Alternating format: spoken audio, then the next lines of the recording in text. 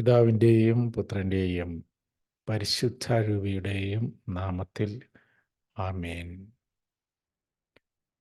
ലൂക്ക 10:38 മുതലുള്ള വാക്യങ്ങൾ. മാർത്തായും മറിയവും. അവർ പോകുന്ന വഴി അവനൊരു ഗ്രാമത്തിൽ പ്രവേശിച്ചു. മാർത്ത എന്നു പേരുള്ള ഒരുവൾ അവനെ സ്വഭവനത്തിൽ സ്വീകരിച്ചു. അവൾക്ക് മറിയം എന്നു പേരായ ഒരു സഹോദരി ഉണ്ടായിരുന്നു. അവൾ കർത്താവിൻ്റെ വചനങ്ങൾ കേട്ടുകൊണ്ട് അവൻ്റെ പാദത്തിങ്കൽ ഇരുന്നു. മാർത്തയാകട്ടെ പലവിധ ശുശ്രൂഷകളിൽ മുഴുകി വ്യഗ്രചിത്തയായിരുന്നു. അവൾ അവൻ്റെ അടുത്ത് ചെന്ന് പറഞ്ഞു, കർത്താവേ, ശുശ്രൂഷയ്ക്കായി എൻ്റെ സഹോദരി എന്നെ തനിയെ വിട്ടിരിക്കുന്നത് നീ ശ്രദ്ധിക്കുന്നില്ലേ? എന്നെ സഹായിക്കാൻ അവളോട് പറയുക. കർത്താവ് അവളോട് പറഞ്ഞു, മാർത്ത, മാർത്ത, നീ പലതിനെക്കുറിച്ച് ഉത്കണ്ഠാകുലയും അസ്വസ്ഥയുമായിരിക്കുന്നു. ഒന്ന് മാത്രമേ ആവശ്യമുള്ളൂ. മറിയം നല്ല ഭാഗം തിരഞ്ഞെടുത്തിരിക്കുന്നു. അത് അവളിൽ നിന്ന് എടുക്കപ്പെടുകയില്ല. ഒന്ന് മാത്രമേ ആവശ്യമുള്ളൂ. മറിയം നല്ല ഭാഗം തിരഞ്ഞെടുത്തിരിക്കുന്നു. അത് അവളിൽ നിന്ന് എടുക്കപ്പെടുകയില്ല. മറിയം എന്താണ് ചെയ്തത്? അവൾക്ക് മറിയം എന്നു പേരായ ഒരു സഹോദരി ഉണ്ടായിരുന്നു. അവൾ കർത്താവിൻ്റെ വചനങ്ങൾ കേട്ടുകൊണ്ട് അവൻ്റെ പാദത്തിങ്കലിരുന്നു. രണ്ട് കോൺട്രാസ്റ്റിംഗ് ആയിട്ടുള്ള ക്രിസ്തു അനുയായികളെയാണ് ഇവിടെ നമ്മൾ കാണുന്നത്. മാർത്തയാണ് ക്രിസ്തുവിനെ വീട്ടിലേക്ക് ക്ഷണിച്ചത്. കർത്താവ് അവരുടെ വീട്ടിലേക്ക് കടന്നു വരികയാണ്. അപ്പോൾ കർത്താവിന് വിരുന്നൊരുക്കാനുള്ള കാര്യങ്ങളിലൊക്കെ വ്യഗ്രചിത്തയായി മാർത്ത അങ്ങനെ അധ്വാനിക്കുന്നു. മറിയമാകട്ടെ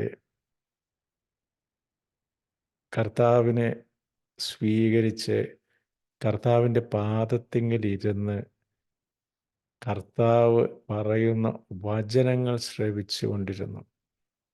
അപ്പം മാർത്ത കംപ്ലൈൻറ്റ് ചെയ്യാണ് കർത്താവിൻ്റെ അടുത്ത്, കർത്താവെ, ആ മറിയത്തിനോട് വന്ന് എന്നെ സഹായിക്കാൻ പറയും. അപ്പോൾ കർത്താവ് പറയുന്നു, നീ അനേക കാര്യങ്ങളിൽ വ്യഗ്രചിത്തയാണ്, അതിൻ്റെ ആവശ്യമില്ല. മറിയം നല്ലത് തിരഞ്ഞെടുത്തിരിക്കുന്നു. അവൾ എന്നോടൊപ്പം വന്ന് ഇരുന്ന് ഞാൻ പറയുന്ന വചനങ്ങൾ കേൾക്കുകയും മനസ്സിലാക്കുകയും ചെയ്യുന്നു. അതാണ് ഓടി നടന്ന് കൂടുതൽ അധ്വാനിക്കുന്നതിനേക്കാൾ ഭേദം. അല്ലെങ്കിൽ എന്ത് സംഭവിക്കും? മറിയവും അടുക്കളയിൽ പോകും. മാർത്ത അടുക്കളയിൽ, കർത്താവ് ഒറ്റയ്ക്ക് അവരുടെ സ്വീകരണ മുറിയിൽ അങ്ങനെ ഇരിക്കുക. അതൊരു കർത്താവിന് പറ്റിയൊരു വെൽക്കം അല്ല. അപ്പോൾ ക്രിസ്തു അനുയായികൾ ഈ രണ്ട് തരത്തിൽപ്പെട്ടവരുണ്ട്.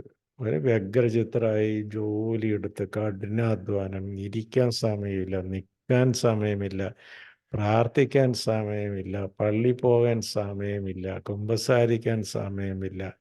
ആകെ ബഹളത്തിലാണ്, ആകെ തിരക്കിലാണ്, ആകെ ടെൻഷനിലാണ്. അതേസമയം മറിയത്തിൻ്റെ മാർഗം തിരഞ്ഞെടുത്തവർ, അല്ലെങ്കിൽ ആ മാർഗം കണ്ടെത്തിയവർ, അവർക്ക് ജീവിതത്തിലെ ഒന്നാമത്തെ പ്രയോറിറ്റി ക്രിസ്തുവും ക്രിസ്തു പറയുന്ന വചനങ്ങളും ക്രിസ്തുവിൽ നിന്ന് വരുന്ന വചനങ്ങളും ആ വചനം മനസ്സിലാക്കുവാൻ വേണ്ടിയുള്ള ഒരു ഇൻട്രസ്റ്റും അത് ജീവിതത്തിൽ പകർത്തി അനുദിനം ഒരു കുറെ കൂടി നല്ല ക്രിസ്തുവിന് അനുരൂപനാകാനും അല്ലെങ്കിൽ അനുരൂപയാകാനും ഒക്കെയുള്ള വ്യഗ്രത, ആ വ്യഗ്രതയിൽ മുഴുകി ബാക്കിയുള്ളതിനൊന്നും അത്രയ്ക്ക് വലിയ ഇമ്പോർട്ടൻസ് കൊടുക്കാത്ത ഒരു മാനസികാവസ്ഥയിലേക്ക് ഏഹ്, മറിയത്തെ പോലുള്ളവർ കടക്കുന്നു. ഇവിടെ കർത്താവ് പറയുന്നത് അതാണ് ശരിയായ വഴി. നീ ഈ ലോകത്തിലുള്ള എല്ലാത്തിനെക്കുറിച്ചൊന്നും ഉത്കണ്ഠപ്പെടേണ്ട. നീ എന്നിലേക്ക് തിരിയുവിൻ. ഏഹ്, നീ എനിക്ക് ഒന്നാം സ്ഥാനം നിൻ്റെ ജീവിതത്തിൽ കൊടുക്കുവിൻ. മറ്റുള്ളവയെല്ലാം നിനക്ക് ചേർത്ത് നൽകപ്പെടും എന്ന് കർത്താവ് വീണ്ടും വീണ്ടും വീണ്ടും നമ്മളെ ഓർമ്മിപ്പിക്കുന്നു.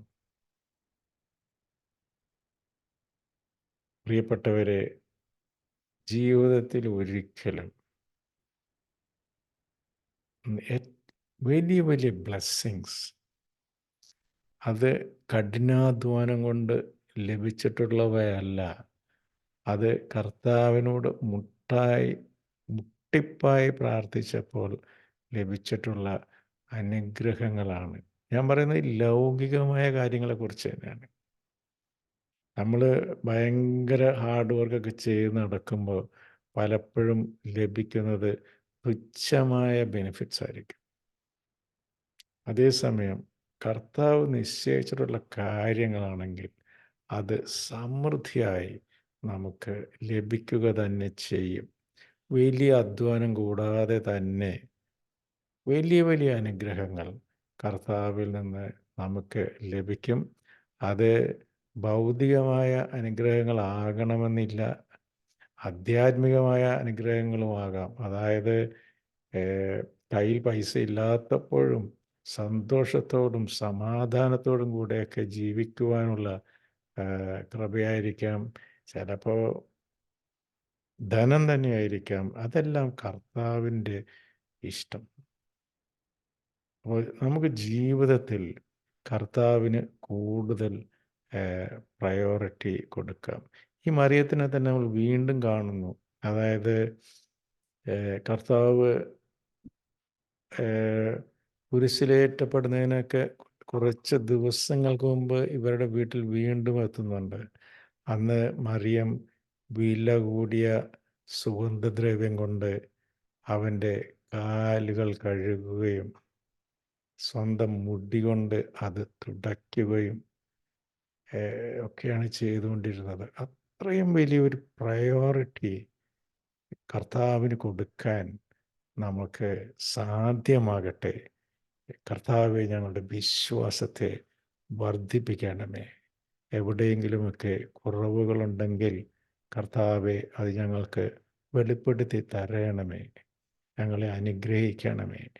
അങ്ങയുടെ കൃപയാൽ കൂടുതൽ അങ്ങയുമായി അടുത്ത് ജീവിക്കുവാനുള്ള കൃപ ഞങ്ങൾക്ക് നൽകണമേ.